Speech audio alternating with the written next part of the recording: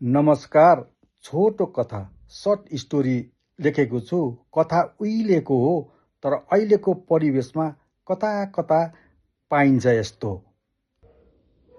मेरो आजको छोटो कथा अर्थात् सर्ट स्टोरीको शीर्षक छ भुइँ छ खाली बाटो उकाली। प्रस्तुत गरिरहेछु। उहिले नै एका देशको एउटा ठाउँमा प्रीतिभोजको रमझम भइरहेको थियो। नौमती बाजाको रमाइलो स्वर अनि समय समयमा तीको नरसिंगाको स्वर माथि डाँडा गाउँमा मितआमाका घरमा छर्लङ्गै सुनिन्थ्यो। मितआमा, मितबा, यो उहिलेदेखि चलिआएको गाउँले साइनो अझै मेटिएको छैन। मितआमाका घरमा अहिले 2 बुढाबुढी मात्र बस्छन्। छोरीको पहिले बिहे भइसक्यो, छोरो पैसा कमाउन गएको आएको छैन। वरपर गाउँका साना ठुला सबैले मितआमालाई मितआमा नै भनेर साइनो लगाएर बोलाउने गरेका छन्। मितआमा पहिल्यैदेखि सिधा सादा ढाँचाकी, बेसी नबोल्ने अनि प्राय उनलाई लाज लाग्ने, अप्ठ्यारो लाग्ने चालचलनकी छन् उनी।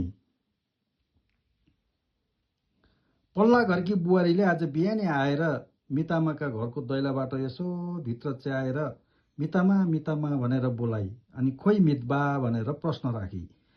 मितआमा भित्रबाट हस्याङ फस्याङ गर्दै आइन् र बुहारी पो रहेछ।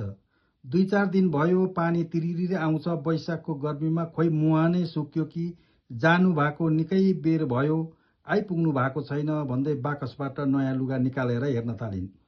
पल्ला घरकी बुहारीलाई जान्न निकै इच्छुक भयो। अनि मितआमा, यो नयाँ लुगा चाहिँ किन निकाल्नु भो त आज? होइन बुहारी, तल नौमती बाजा बजेको सुन्दैछस्? त्यहाँ निम्तो गरेको छ नि त, आज प्रीतिभोज जानु पर्यो नि त। मितबा, बिहानै हिँड्ने बेलामा म आउन ढिलो हुन्छ होला, पानी बनाउन निकै माथि पुग्नुपर्छ। त बिहान बिहामा जानु है भन्नुभएको छ, अब के गर्नु, जान करै लाग्यो नि त। हेर्न बुहारी, जानै पर्यो नि त।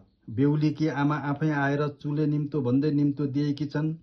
आएर दिनभर बिहामा बस्नुपर्छ। तपाईँहरू मितबा मितआमा दुवैजनै आएर बसिदिनु भयो भने हामीलाई धेरै खुसी लाग्छ भन्दै बोलाकी छन्। जानै पर्यो नि त, दुवैजना नभ्याए पनि म त पुग्नै पर्यो नि त।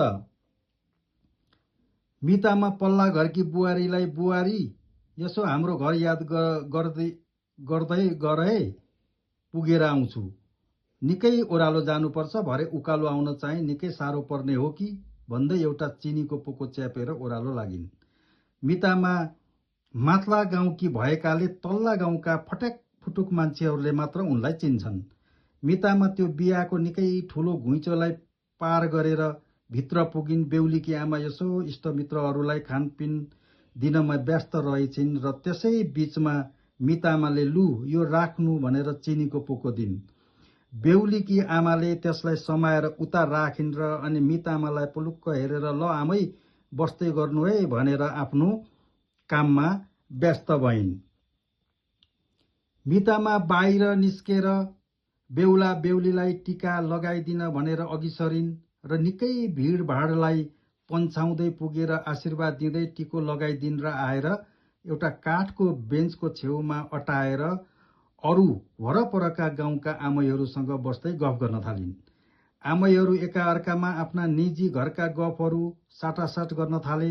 बाख्रो ब्याएको, नातिको व्रतबन्ध, दुना गाई बेच्नुपर्ने, छोरो सहर गएको आएको छैन, खसी बेच्नु पर्नेछ, इत्यादि इत्यादि गफ गर्दा गर्दै निकै समय बितेछ। मितआमालाई अलिकति अप्ठ्यारो महसुस भयो। तिर्खा लागिरहेको छ, पानी कसलाई मागौँ? भिडभाडको एक छेउमा 1-2 जना युवतीहरू चिया बाँड्दै थिए। चिया सकेर होला कि युवतीहरू कता पसे पत्तै भएन। मितआमा सँगै बसेका अरू आमैहरूसँगको गफमा ध्यान हुन छोड्यो। मितआमा आफ्नो घर सम्झेर सोच्न थालिन्, सायद घरमा पानी बनाएर आइपुग्नु भयो होला, चिया बनाइदिने पनि कोही थिएन, मलाई त फर्किन हतार भए जस्तो भयो भन्दै यताउता पल्याक पुलुक हेर्न थालिन्। कोही चिनेको मान्छे छेउबाट आएर मुसुक्क हाँसेर मितआमा पनि आइपुग्नु भएछ भन्दै त्यतै कतातिर आफ्नो साथीभाइसँग गफमा व्यस्त हुन्थे। कोही धेरै दिन बादमा भेट भएर होला, एकाअर्कामा गफ गर्न मस्त थिए। आउने जाने इष्टमित्रको ख्याल गर्नु है भनेर अराएका युवा युवतीहरू एकै ठाउँमा जुरुप्प बसेर आपसमा गफ गर्नमा व्यस्त देखिन्थे। सायद ती युवा युवतीहरू आफन्त यता आफ्ना चिनाजानालाई बोलाउँदै लगेर चियापानी गरेको मितामाले देखिन्। त्यसै बीचमा पर भिडबाट एउटा तीखो स्वरमा माइजू माइजू कतिखेर आइपुग्नुभयो भनेर भनेको सुनिन् मितामाले। कसले बोलायो भन्दै सबै आमैहरू पर हेर्न थाले। मितामाकै छेउमा बसेकी एकजना आमैले ए भान्जी पो रहेछन्, म आएको निकै बेर भयो भन्दै जुरुक्क उठिन्। भान्जीले अझै इसारा गर्दै भनिन्, माइजू यता आउनु नि, भोक लाग्यो होला, चिया खाजा खान जाउँ न तल। मितामा न्यास्रो मनले सोच्न थालिन्, अब आफ्ना चिनेकालाई त बोलाएर लगे, सायद खाना खुवाउन होला, अब हामी कसलाई सोध्नु, नसोधौँ भने भोक त लागेको छ, तर सबै आफ्ना आफ्नालाई सम्हाल्नमा व्यस्त छन्, अब हामीलाई कसले सोध्छ होला र। मितामा सँगै बसेका अरू आमैहरू होइन साह्रै तिर्खा पो लाग्यो, जाउँ न कतै गएर चियापानी खाउँ भन्दै त्यता कतैतिर हराए। मितामा धेरै अप्ठ्यारो मान्छिन्, त्यसै कसैले नबोलाइकन गएर खाना उनलाई धेरै असहज लाग्छ। के गरौँ भन्दै के सोच्दै एक्लै बेन्चमा निकै बेर बसिन्। मितामाको मनको हुटुटी निकै बढ्यो। घरमा पक्का पनि पानी बनाएर आइपुग्नु भयो होला, अब आज निकै रिसाउनुहुन्छ, गाली पनि गर्नुहुन्छ होला, अब म लाग्नु पर्यो घरतिर भन्दै बेन्चबाट उठेर यताउता पल्याक पुलुक हेरिन्। मितामा नमस्ते, कतिखेर आइपुग्नुभयो भनेको सुनेर पुलुक्क हेरिन्।